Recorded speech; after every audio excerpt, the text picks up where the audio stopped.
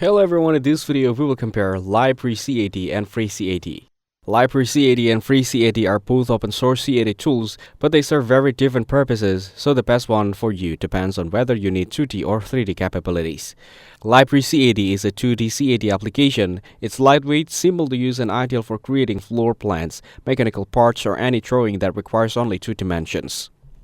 It's perfect for users who want to draft blueprints or technical drawings without dealing with the complexity of 3D modeling.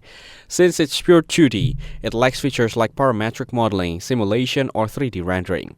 FreeCAD, on the other hand, is a full-fledged 3D parametric modeling tool. It lets you build complex 3D models, modify them by changing parameters, and even simulate mechanical functions. It's commonly used in engineering, architecture, and 3D printing.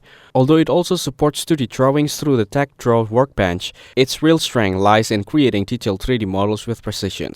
So if you only need to work on 2D drafting projects and want something lightweight and fast, LibreCAD is better fit. But if you're working on 3D design, mechanical parts, or anything that involves parametric control and more advanced features, FreeCAD is clearly the most powerful choice.